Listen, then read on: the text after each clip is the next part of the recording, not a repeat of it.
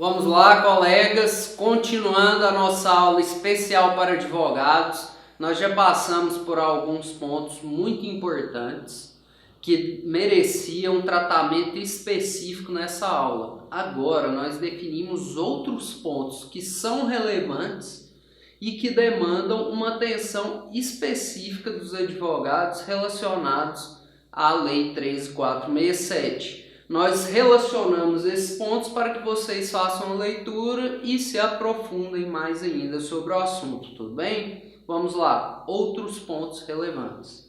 510A, 510B da CLT vai falar sobre a representação de empregados. É aquela comissão do empregado, dos empregados, da representação deles dentro das grandes empresas. Lá fala o número de empregados, o número de componentes da comissão e assim por diante. Artigo 702, parágrafo 4º, ele fala especificamente do quórum para alterar ou estabelecer súmulas a partir do dia 11 de novembro.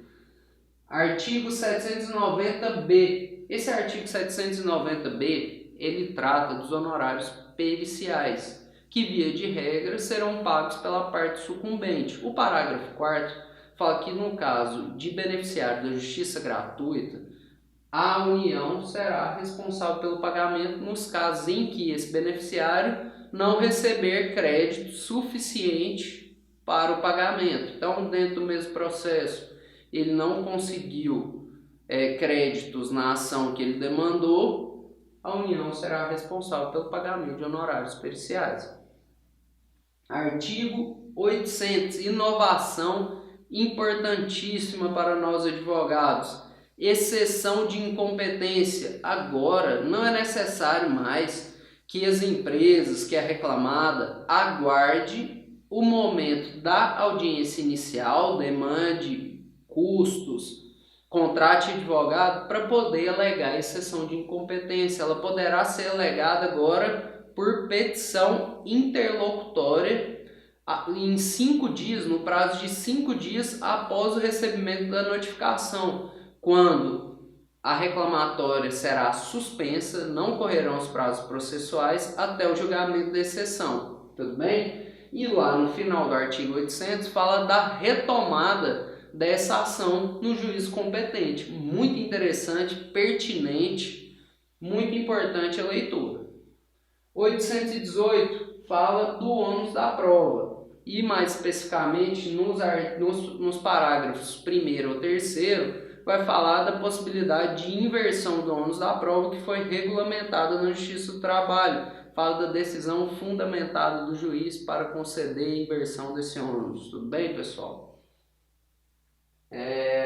Artigo 840, parágrafo 3º, fala da reclamatória trabalhista e ela tem que ter pedidos certos e determinados. No parágrafo 3º, que é a inovação, fala que no caso que a reclamatória tenha pedidos incertos ou indeterminados, eles serão extintos sem resolução de mérito. Tudo bem, pessoal? Também muito importante a leitura. Artigo 841 fala da desistência condicionada da ação. Após a citação da parte reclamada, a parte reclamante só poderá desistir da ação mediante a aceitação da reclamada. Tudo bem?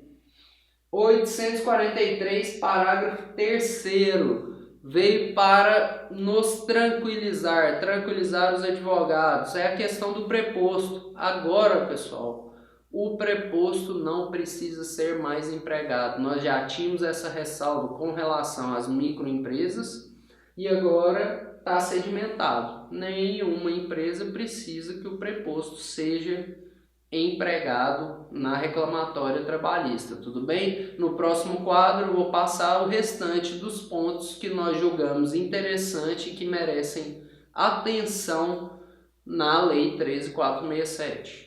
Vamos lá, pessoal, parte final da nossa aula para advogados, trazendo outros pontos importantíssimos de alteração da Lei 13.467, tudo bem? Começando, artigo 844, ausência da parte na audiência inicial. Parágrafo 2º, inovação, fala que a partir do dia 11 de novembro a ausência do reclamante na audiência inicial vai implicar na condenação do pagamento das custas da ação, tudo bem? Se aproximou aí aos juizados especiais, ele agora vai ser penalizado pela ausência.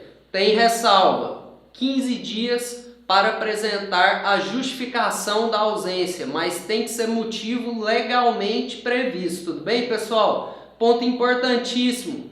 Parágrafo 3º fala o seguinte: só vai poder propor nova ação no caso de pagamento dessa condenação das custas, tudo bem? Parágrafo 5º, relativização dos efeitos da revelia, pessoal. Ausente o reclamado, mas presente o seu advogado, o seu procurador, serão aceitas a contestação e os documentos. Tudo bem? Mesmo ausente, o reclamado vai ter a oportunidade de comprovar as impugnações aos pedidos do autor pela contestação e pelos documentos. Tudo bem? Artigo 847 regulamentou a defesa escrita. Via de regra, defesa oral, 20 minutos na audiência inicial, tudo bem? E está lá delimitado agora a defesa escrita até a audiência, ou seja, antes de começar a audiência já tem que ter juntado a contestação e os documentos, pessoal. Muito importante também, mudança processual relevante.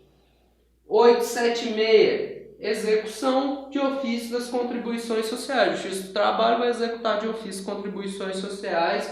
Vamos lá, leitura 876 também, muito importante. 878, mudança de regra na execução na Justiça do Trabalho, pessoal. Não é mais de ofício, a regra agora é execução, movimentação das partes. Tem uma exceção, no caso do jus postulante, quando não é assessorado por advogado, impulsionamento do juiz, de ofício, tudo bem? 879, trata da liquidação de sentença.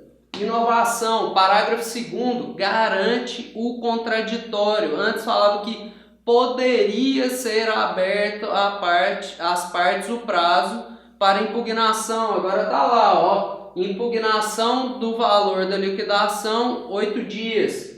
Parágrafo 7º, também veio para resolver uma celeuma. A atualização dos valores da condenação é pela TR, taxa referencial, Banco Central, certinho? Vamos continuar. Artigo 882. Olha, garantia por seguro garantia judicial. Inovação, não tem que ser mais depósito integral, nomeação de bens a penhora somente. Agora o executado pode apresentar esse seguro garantia judicial, seguindo aí a legislação, né, o novo CPC também, tá? Seguro garantia judicial pode ser apresentado na execução agora pelo executado, tudo bem? 883 fala do protesto da decisão, protesto e negativação, tá? Do nome do executado no caso. Isso também gerava muito conflito, porque as empresas no prazo de 48 horas muitas vezes não conseguiam pagar e se viam inviabilizadas até de exercer atividade empresarial pela falta de certidão, pela negativação. Agora está definido, tem prazo. 45 dias após a citação do executado é que se poderá fazer o protesto e a negativação no SPC, tá bom, pessoal? Artigo 899, trata do depósito recursal, tem muita inovação e eu vou falar para vocês agora. Olha, parágrafo 4º, fala da atualização pelos índices da poupança do depósito recursal. E tem mais. Parágrafo 9º, inovação, fala da possibilidade de algumas pessoas jurídicas pagarem, pessoas jurídicas ou físicas, porque entra aí também o empregado doméstico, o empregador doméstico, pagarem metade do depósito recursal. A meu ver, princípio da igualdade, tratando igualmente os iguais e desigualmente os desiguais. Pegaram as partes mais fracas naquela busca do equilíbrio capital e trabalho que veio com a Lei 13467, pegaram as partes que não têm tanta força, vamos assim dizer, e falaram, nesse caso, no caso de microempresa, empresa de pequeno porte, entidades sem fins lucrativos ou filantrópicas e o empregador doméstico poderão pagar metade do valor do depósito recursal para poderem recorrer das decisões. Parágrafo 10º fala o seguinte: isenção de depósito recursal quando a empresa estiver em recuperação judicial, instituto que vem acontecendo muito no país, momento de crise, ouve-se falar muito de recuperação judicial de empresas, e aquelas entidades filantrópicas também poderão receber isenção de depósito recursal. Certinho? Parágrafo 11 fala da possibilidade da fiança bancária, tá bom? No depósito recursal. Chegamos ao final da nossa aula para advogados. Vários pontos importantíssimos. Recomendamos o estudo aprofundado pelos nossos colegas. E muito obrigado pela atenção.